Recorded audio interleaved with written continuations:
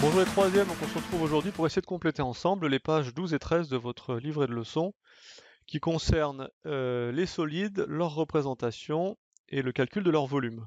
Donc vous aurez le temps avec cette vidéo de mettre pause pour faire un dessin, pour faire des dessins qui soient le plus précis possible, avec le moins d'erreurs possible. Et puis évidemment, quand on sera en classe, vous pourrez me montrer ce que vous avez fait, et puis je pourrai éventuellement vous faire remarquer, si vous en faites, des erreurs de construction.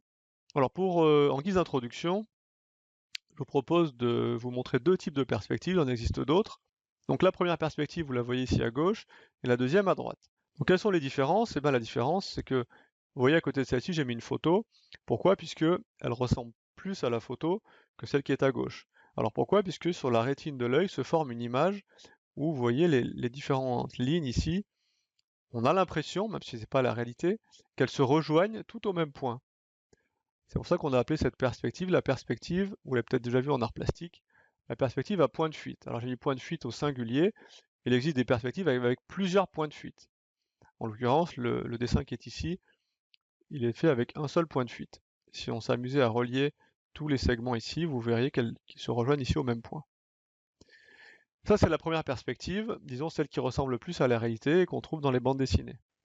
Alors en maths, on utilise depuis longtemps cette perspective qu'on dit cavalière. Alors pourquoi cavalière? Cavalière, ça vient du mot cavalier.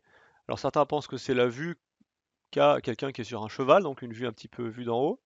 D'autres pensent que ça désigne un ouvrage à la Vauban, comme celui-ci. Et d'autres enfin pensent que l'origine vient des travaux d'un Italien qui s'appelait Cavalieri. La différence, c'est que ce segment et celui-ci, par exemple, qui sont parallèles dans la réalité, eh bien le sont aussi sur mon dessin en perspective. Alors que sur cette perspective-là, vous voyez bien que ce segment et celui-là sont parallèles dans la réalité, mais sur mon dessin ne le sont pas, puisque si je prolonge ces deux segments, j'obtiens des demi-droites qui vont se rejoindre. Alors cette petite introduction étant faite, on va pouvoir commencer par le premier des solides au programme, que vous avez vu depuis longtemps, depuis l'école primaire même, qui s'appelle le cube.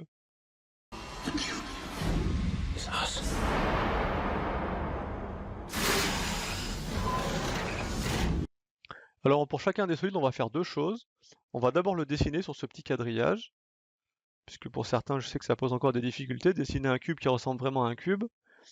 Et puis ensuite, on va calculer son volume. Voilà, donc comme ça, ceux qui préfèrent la géométrie, ils seront contents, ils auront un petit dessin géométrique, et ceux qui préfèrent le calcul, ils auront un calcul à côté. Comme ça, tout le monde sera content. Alors comment est-ce qu'on dessine un cube? Eh bien, c'est pas très compliqué. On commence par faire la face avant. Alors j'ai décidé de faire un cube de côté 3 cm. Autrement dit, tous les côtés du cube vont mesurer 3 cm. Alors je vais commencer par faire le carré qui sera donc la face avant, et je vais commencer par faire donc un segment de longueur 3 cm, autrement dit 6 petits carreaux. 4, 6. Donc je poursuis la construction de mon carré en traçant un côté perpendiculaire de la même mesure, donc 6 carreaux également. Un troisième côté du carré, et le dernier côté du carré horizontal, toujours avec ma mesure de 3 cm. Je vais donc tracer la face avant. Il faut maintenant que je trace la face arrière et puis ce qu'on appelle les arêtes fuyantes. Donc la première chose à comprendre, c'est que si je m'amuse à tracer une arête fuyante qui a la même mesure que celle que j'ai fait ici, c'est-à-dire 3 cm, alors sur ma règle c'est 40 mais ça n'a pas d'importance. Imaginons que je trace une arête fuyante de la même mesure, on aura l'impression qu'on a affaire à un pavé, autrement dit que les faces latérales sont des rectangles et pas des carrés. Donc c'est la raison pour laquelle on diminue la longueur des arêtes fuyantes. Donc au lieu de les faire de 3 cm, comme c'est le cas pour les côtés du carré que j'ai tracé, je vais diviser par 2, et pour vous simplifier les choses, je vais simplement tracer 2 carreaux en diagonale. Alors je vais la faire ici plutôt, ce sera plus simple. Donc un carreau en diagonale, 2 carreaux en diagonale. Voilà ma première arête fuyante. Alors ensuite, il y a deux façons de faire. Il y a les élèves qui sont à l'aise et qui n'ont aucun problème en géométrie et qui vont être capables de tracer toutes les arêtes fuyantes et qui, une fois qu'ils les auront tracées et qu'ils vont relier, auront bien un carré sur la face qui sera au fond. Puis les élèves qui ont plus de mal et qui vont tracer des arêtes fuyantes un petit peu différentes à chaque fois. Et puis une fois qu'ils auront envie de relier au fond, ils vont se rendre compte que ça ressemble pas du tout à un cube. Donc pour ne pas se tromper, le plus simple, une fois qu'on a fait une arête fuyante, c'est de partir de ce point-là et de faire la face du fond, puisqu'un carré c'est plus simple à tracer. Donc je pars de ce point-là, et je trace le même carré que celui que j'ai tracé ici devant, qui était la face avant, et je vais donc obtenir la face arrière. Donc je trace un nouveau segment de 3 cm, comme ceci, un autre segment toujours de 3 cm, voilà, et je ne descends pas jusqu'au même niveau que celui-là, hein, c'est une erreur classique aussi, non, je mesure, il fait 3 cm, en tout cas il fait 6 petits carreaux, et puis ensuite, il me reste les deux autres côtés à tracer, et je ne vais pas les faire en trait plein. Certains ont tout de suite compris pourquoi, c'est parce que ce sont des arêtes cachées. Et les arêtes cachées, on doit les faire en pointillés, pour montrer qu'on ne les voit pas. Donc celle-là est en pointillé, et puis celle-ci également. Voilà, j'ai donc la face avant et la face arrière. Il me reste maintenant à tracer les arêtes fuyantes. Donc celle-là, c'est la dernière que je trace en pointillé. Et puis je reviens à des traits en trait plein pour faire les deux arêtes fuyantes qui me manquent. Donc celle-ci et celle-ci. Donc n'hésitez pas à mettre pause, à revenir en arrière pour bien comprendre les différentes étapes et obtenir un joli cube sur votre cahier de leçons. Donc ceci étant fait, on va écrire les mesures quand même dessus.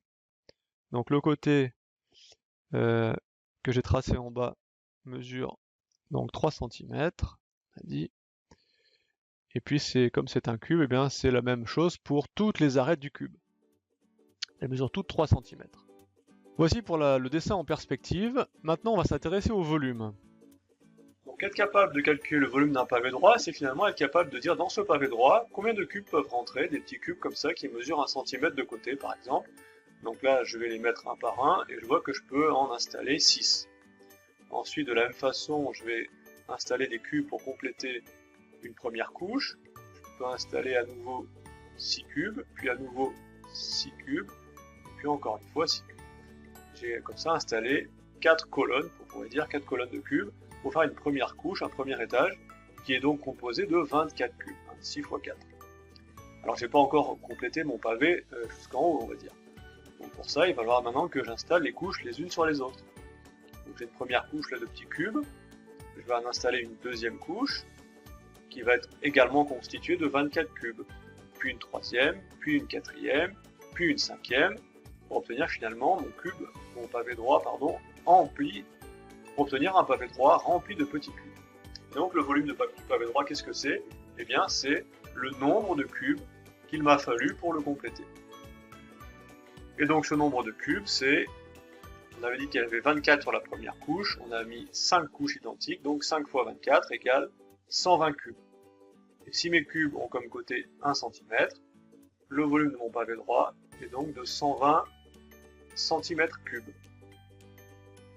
Voilà, cette petite parenthèse étant faite sur le volume d'un pavé, pour que ce soit bien clair dans votre esprit, on peut maintenant revenir à la leçon.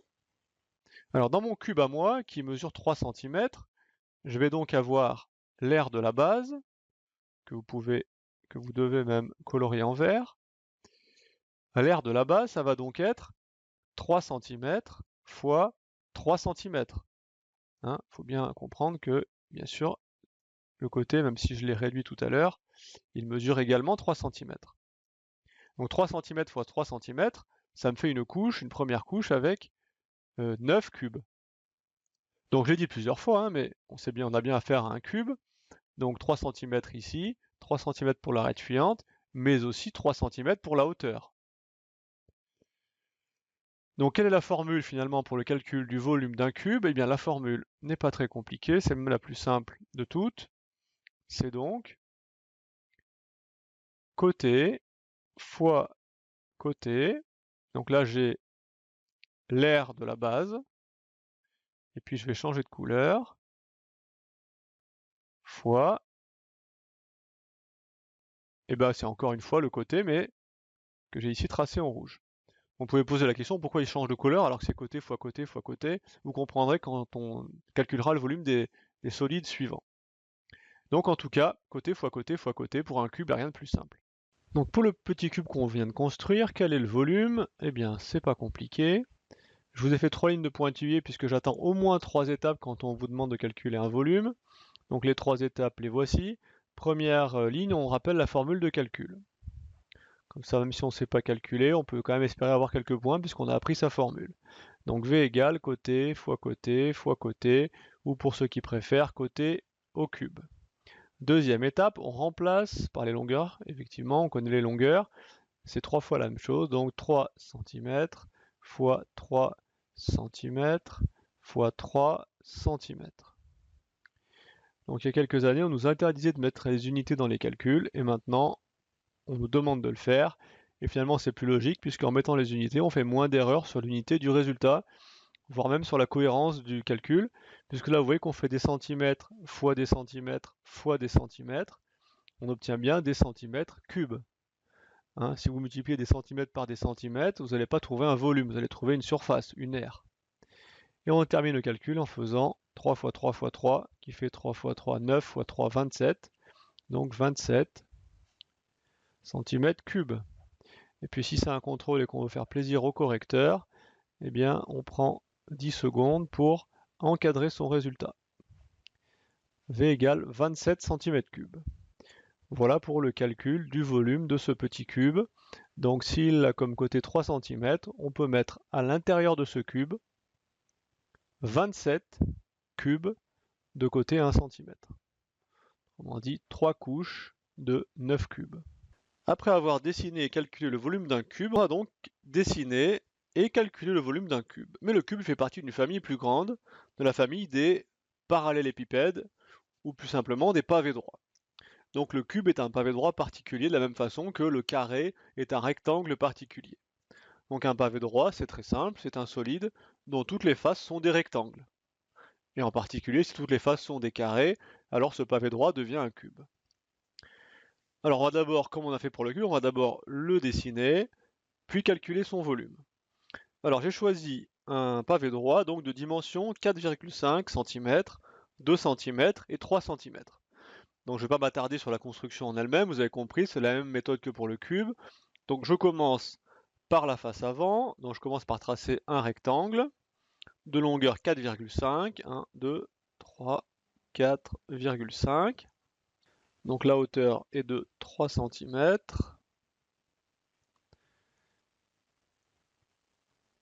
Et puis je complète mon rectangle avec le dernier côté, donc également de 4,5 cm. Et j'obtiens ainsi la face avant.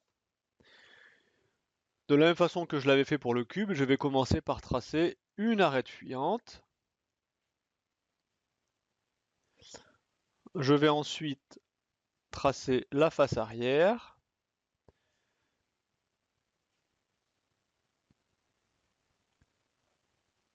Qui va être le même rectangle que celui que j'ai fait pour la face avant.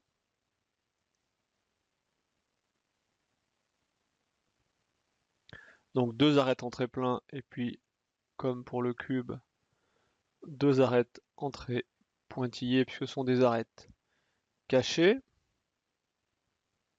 J'ai donc, comme pour le cube, encore une fois, la face avant, la face arrière qui sont reliées par une arête fuyante.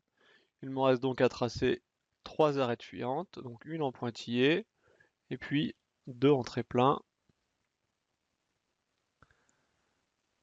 pour obtenir le dessin complet de mon pavé droit ou de mon parallélépipède.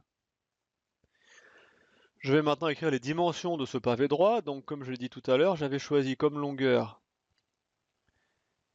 4,5. Donc je vais écrire grand L égale 4,5 cm. La largeur ici 2 cm. Donc petit l égale 2 cm. Et puis je change de couleur, vous allez comprendre pourquoi un petit peu plus tard. La hauteur égale 3 cm.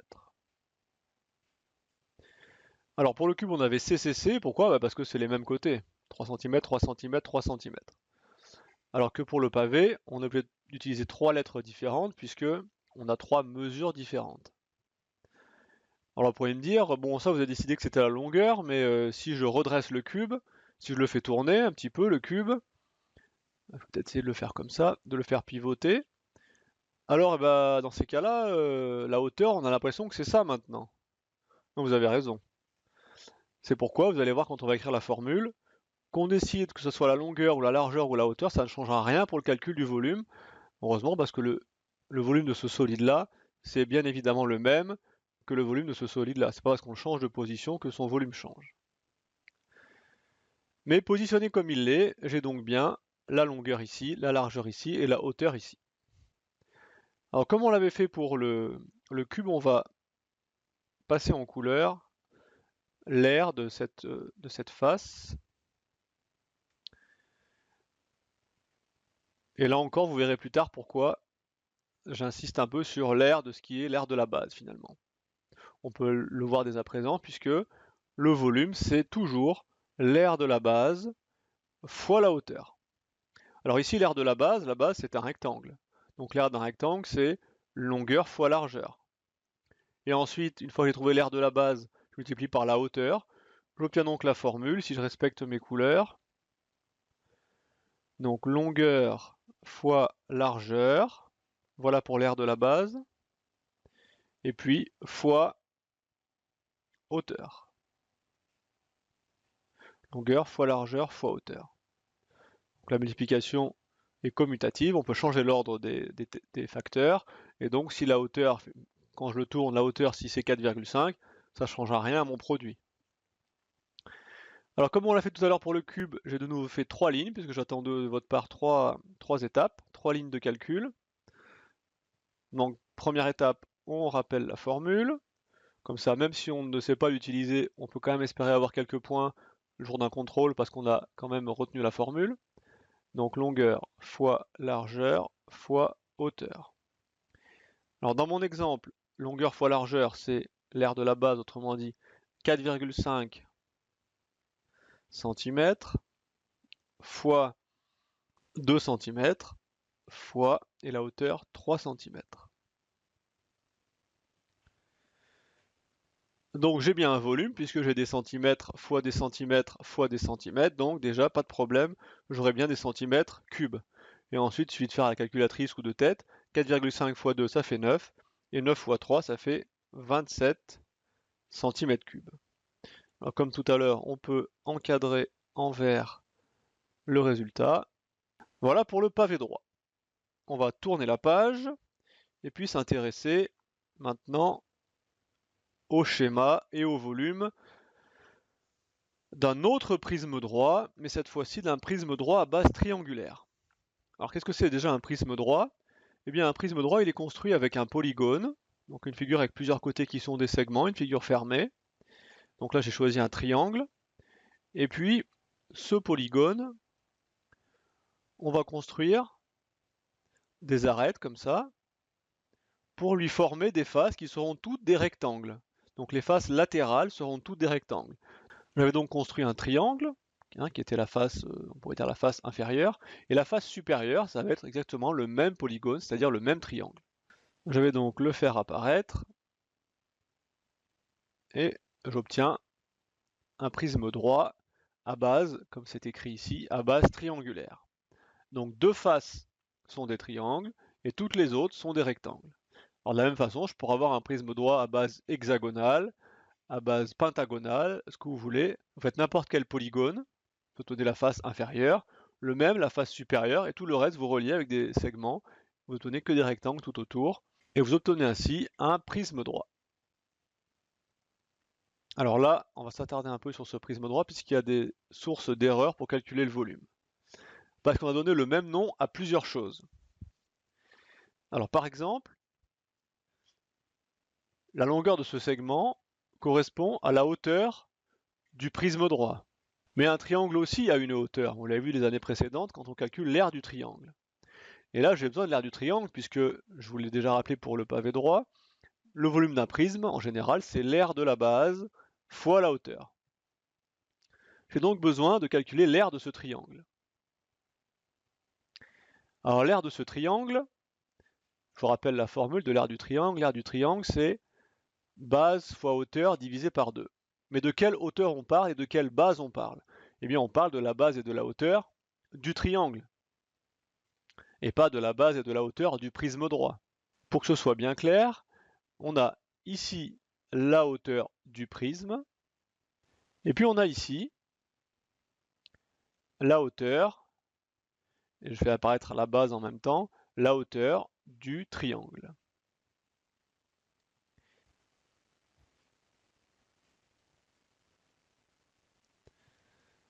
Voilà une première distinction à faire. J'ai un triangle ici qui est la base de mon prisme droit, et ce triangle il a une hauteur, que vous voyez ici. Elle passe par un sommet du triangle et elle est perpendiculaire au côté opposé. La base du triangle, c'est le segment ici qui est perpendiculaire à la hauteur. Et donc l'aire du triangle qui est en vert, la surface, je la calcule en faisant la base multipliée par la hauteur divisé par 2. Divisé par 2 parce que sinon j'ai l'aire d'un rectangle complet et pas seulement de sa moitié qui est ce triangle ici. Donc base fois hauteur divisé par 2, c'est l'aire de la base mais du prisme. Ensuite pour calculer le volume du prisme, eh bien la formule c'est l'aire de la base, mais cette fois-ci la base du prisme bien sûr, multiplié par la hauteur et encore une fois du prisme. Donc vous comprenez maintenant pourquoi j'ai choisi tout à l'heure pour le pavé droit de colorier la base en vert et la hauteur en rouge, puisque je fais la même chose ici pour le prisme droit. Donc la formule, la voici. R de la base, donc que vous voyez en vert, et en vert sur ma figure, multiplié par hauteur, et sous-entendu hauteur du prisme droit. Alors maintenant, il s'agit de faire le calcul. Pour mon exemple à moi, avec toujours les mêmes 3 lignes, les mêmes 3 étapes. Alors V égale, je le recopie, R de la base multiplié par hauteur. Alors quelle est l'aire de la base? Eh bien la base, je répète, c'est ce triangle. Donc la formule, vous l'avez ici, c'est la base, encore une fois, mais cette fois-ci du triangle, donc 4 cm, multiplié par la hauteur du triangle, 2 cm, tout ça divisé par 2. Et ensuite multiplié par la hauteur, mais la hauteur de quoi? La hauteur du prisme, donc 3 cm. Une nouvelle fois, j'ai bien des centimètres multipliés par des centimètres multipliés par des centimètres. J'ai bien des centimètres cubes. Alors combien de centimètres cubes exactement? Eh bien on fait 4 fois 2, ça fait 8. 8 divisé par 2 égale 4. Et 4 fois 3 égale 12. Donc 12 centimètres cubes. On peut une nouvelle fois encadrer en vert. Voilà pour le volume du prisme droit. Donc si je récapitule, on calcule l'aire de la base. La base étant un triangle, je fais base du triangle fois hauteur du triangle divisé par 2. Une fois qu'on a l'aire de la base du prisme, on la multiplie par la hauteur du prisme. Donc la formule à retenir, c'est la formule générale, R de la base fois la hauteur. On passe au solide suivant qui est le cylindre. Alors le cylindre, le plus compliqué peut-être c'est de le dessiner puisque vous avez ici un joli ovale que je peux faire avec le logiciel mais que vous aurez plus de mal à faire, vous allez vous appliquer quand même, faire un bel ovale. On appelle ça donc une ellipse en maths qui soit la plus régulière possible. Alors pour vous aider, vous pouvez peut-être vous choisir un centre et puis les points ici et ici doivent être à la même distance du centre. Et puis de la même façon, les deux points ici doivent être à la même distance également du centre. Ça vous donnera quelque chose d'un peu plus régulier que si vous le faites complètement au hasard. Donc ça c'est la base de mon cylindre. Alors de la même façon qu'on l'a fait pour le prisme droit à base triangulaire, j'avais le même triangle ici et ici. J'aurais donc de la même façon deux cercles identiques, deux disques identiques, un ici et puis un que vous devinez ici. Voilà, avec un rayon de 2 cm. Je trace également les côtés et j'obtiens la construction de mon cylindre. Alors encore une fois, je vais colorier la base, la passer légèrement en couleur, et puis la formule est encore une fois la même, R de la base multiplié par la hauteur du cylindre. Donc la hauteur, j'ai choisi 4 cm, hein, j'ai respecté 1, 2, 3, 4, environ, disons. Donc vous pouvez également rajouter sur cette figure un segment qui joint le centre des deux disques, inférieur et supérieur, et puis éventuellement un deuxième rayon ici. Voilà, on appelle ça un cylindre, et parfois un cylindre de révolution. Une révolution, c'est quelque chose qui tourne. Et vous voyez que si je prends ce rectangle-là, et que je le fais tourner autour de cet axe, eh bien j'obtiendrai bien ce cylindre, en faisant tourner ce point, ce segment, autour du centre. Donc en faisant tourner un rectangle, on obtient un cylindre. Donc la formule, c'est la même, R de la base multiplié par hauteur. Sauf que cette fois-ci, la base, c'est un disque. C'est un cercle, donc l'intérieur d'un cercle, on appelle ça un disque. Et l'aire d'un disque, vous avez vu la formule en 6e, vous l'avez peut-être oublié depuis, la formule c'est pi fois rayon au carré. Donc ça c'est l'aire de la base, multiplié par la hauteur du cylindre, il n'y a pas d'ambiguïté, il n'y a pas d'autre hauteur ici. Donc le 4 cm, j'aurais peut-être plutôt pu le mettre en rouge, bon peu importe. En tout cas, pi fois rayon au carré, c'est l'aire de la base, multiplié par la hauteur. Alors dans mon exemple, qu'est-ce que ça donne? J'aurais peut-être besoin d'une 4e ligne, même ici, j'en ai fait que 3. V égale pi fois rayon au carré fois hauteur. J'aurais pu écrire comme on l'a fait pour le prisme droit, R de la base fois hauteur. Mais comme ça, vous avez en même temps la formule de l'aire du disque, pi fois rayon au carré fois hauteur. Donc V égale, je garde pi pour l'instant, je ne le remplace pas par 3,14 ou autre chose, fois le rayon, donc ici le rayon c'est 2 cm, donc 2 cm, on va mettre comme ça hein, si on voulait, au carré, fois la hauteur, 4 cm. Alors là, j'ai des centimètres fois des centimètres. Est-ce qu'il m'en manque un? Ben non, puisque là, j'ai 2 cm au carré. Donc j'ai bien des centimètres fois des centimètres fois des centimètres. Ici, j'en ai bien 3. Donc j'aurai bien des centimètres cubes. Donc V égale, et si je calcule, 2 fois 2, ça fait 4. Et 4 fois 4, ça fait 16. Donc 16 pi centimètres cubes. Alors si cette notation-là, 2 cm entre parenthèses au carré, vous pose problème, vous pouvez ne pas écrire les unités. Vous pouvez écrire, je vais l'écrire au-dessus, V égale pi fois 2 au carré fois 4. Peut-être cette notation vous paraîtra plus simple. Hein, c'est de toute façon le rayon au carré. Le rayon mesurant 2 cm, je fais 2 au carré. Donc pi fois rayon au carré, l'aire de la base, fois 4 qui est la hauteur. 16 pi centimètres cubes. Là j'ai une valeur exacte. Vous voyez que j'ai fait un égal qui est droit. Alors si on veut une valeur approchée, alors on prend sa calculatrice, et puis on va remplacer pi par, le mieux c'est de prendre la touche pi de la calculatrice. Et on obtient, si on veut une valeur arrondie au centième, 50,27 cm3, qu'on encadre une nouvelle fois en vert, V égale 50,27 cm3. Donc ça veut dire que dans ce cylindre-là, si vous voulez mettre des petits cubes de côté 1 cm, je pourrais en mettre 50.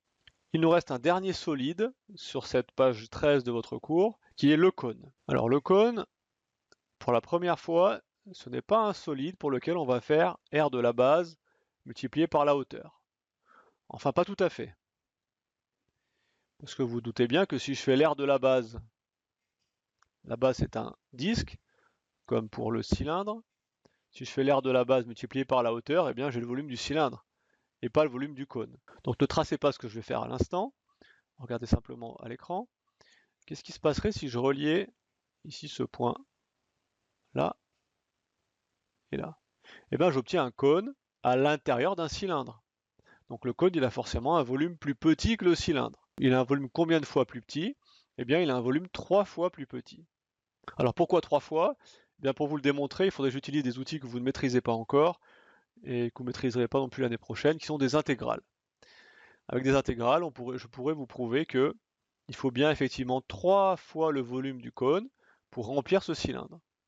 Donc si on le remplissait avec de l'eau, par exemple, ce cône, il faudrait le remplir 3 fois pour arriver à remplir le cylindre à ras-bord. On va donc tracer ce cône comme on l'a fait pour les autres. Donc vous voyez, de la même façon, j'ai fait une ellipse là, un peu plus grande que la dernière fois, avec un rayon cette fois-ci de 3 cm. Vous pouvez dès à présent tracer le rayon. 3 cm de rayon. Hein, le rayon tout à l'heure c'était seulement 2 cm, hein, ça faisait 4 petits carreaux. Cette fois-ci c'est 3 cm. Et puis j'ai choisi une hauteur de 4,5 cm. Donc la hauteur, la voici, 4,5 cm avec mon même code couleur, hein, vert pour l'air de la base et rouge pour la hauteur. Alors, je vais quand même tracer, je vais quand même compléter le dessin de mon cône. Alors quand on trouve son volume à lui, eh bien, je vous l'ai expliqué sans vous le démontrer. Donc la formule, pi fois rayon au carré fois hauteur. Hein, vous reconnaissez la formule de calcul du volume du cylindre, pi fois rayon carré fois hauteur. Sauf que j'ai rajouté divisé par 3.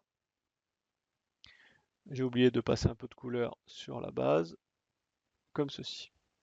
Donc l'air de la base, multiplié par la hauteur, et on n'oublie pas de diviser le résultat par 3. Donc c'est parti pour notre calcul à nous. Alors V égale pi fois rayon au carré fois hauteur divisé par 3. Je remplace, donc je garde pi comme tout à l'heure pour l'instant. Pi fois le rayon, donc 3 cm. Je ne mets pas les unités pour l'instant. 3 au carré fois la hauteur 4,5. Mais la même remarque que tout à l'heure, hein, 3, le rayon au carré, donc j'ai des centimètres fois des centimètres, ici, là, et puis fois encore des centimètres puisque j'ai la hauteur, j'ai donc bien affaire à un volume en centimètres cubes. Donc tout ceci étant divisé par 3. Donc V égale, ça me donne l'occasion de reparler un peu des fractions, puisque là j'ai que des multiplications, et puis là j'ai 3 au carré, et puis j'ai 3 en bas. Donc ça tombe bien, on l'a revu aussi au moment des puissances de 10. On peut simplifier. Alors là, j'ai 3 au carré, donc j'ai 3 fois 3, et j'ai un 3 en bas. Si j'en barre un ici et un en bas, sur les deux que j'avais ici, il va m'en rester un. Autrement dit, ça va me faire pi fois 3 fois 4,5. Si vous n'avez pas compris la simplification, vous tapez ce calcul à votre calculatrice, ça va vous donner directement ce résultat, 13,5 pi. Puisque 3 fois 4, 12 et 3 fois 5, 15, donc ça fait une retenue, ça fait bien 13,5 pi. Ça, c'est la valeur exacte. Donc dans un exercice au brevet ou dans un contrôle, n'importe où, si on vous demande quelle est la valeur exacte du volume de ce cône, la réponse attendue, c'est celle-ci, 13,5 pi cm3. Et si on vous demande une valeur approchée, eh bien on prend sa calculatrice, on tape ce calcul, on appuie sur la touche SD si on a une Casio, ou sur les deux petites flèches sur les TI, et on trouve 42,41 cm3, et cette fois-ci on a une valeur approchée. Donc on a terminé de compléter les pages 12 et 13 de votre livret. Donc si vous avez suivi cette vidéo jusqu'au bout, les pages 12 et 13 de votre livret sont complétées, avec de jolis dessins en perspective cavalière, et vous avez donc les formules de ces 5 premiers solides à savoir par cœur, et puis à savoir utiliser. Donc je vous dis à très vite en cours, et bonne soirée à tous.